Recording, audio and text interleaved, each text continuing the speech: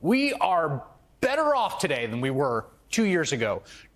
Do you remember what the summer of 2020 was like?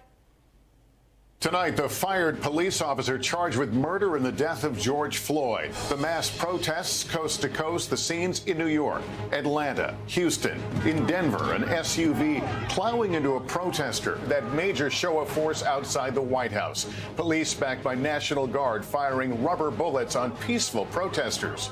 Moments later, President Trump walking out to a nearby church for a photo with a Bible. The plunge on Wall Street, the worst day for stocks in 3 months as fears grow of a second wave of COVID-19. The staggering new coronavirus record, the U.S. topping 50,000 cases, new cases, the highest daily death toll in months as the COVID pandemic reaches dangerous new proportions. The economic disaster, almost 1.5 million more Americans file for unemployment.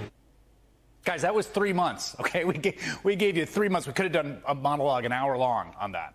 From May to July, the virus was raging, vaccines still many months away. The country was in mourning and in angst over the death of George Floyd. We had a president who was running around the country holding super spreader events, getting Secret Service agents sick, telling people to inject themselves with bleach. The entire world had shut down, taking a lot of the economy with it. We lost more than 10 million jobs in America. There were miles-long lines at food banks around the country. People struggled to stay afloat and feed their families.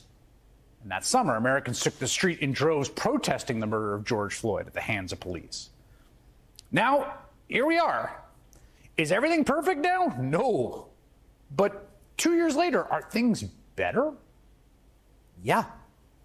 Thanks to the American Rescue Plan, passed by the Democratic Party in Congress, House and Senate, on a party line vote in the Senate, signed into law by Joe Biden, we have seen the fastest economic recovery and fastest job growth in American history.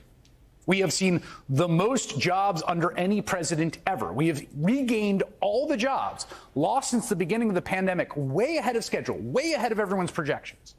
Now, of course, at the same time, that rapid growth has produced its own other problem, which is rapid inflation, which has been awful and has been an enormous problem for Americans, has squeezed wages, it's squeezed people's purchasing power, a huge political problem as well for the Democrats. But we finally seem to be turning the corner on that, too, with the most important metric, the Consumer Price Index, remaining flat in July. That means prices did not increase for the first time in months. Meanwhile, gas prices have also now fallen for 9 straight weeks. I saw gas under $4 a gallon today.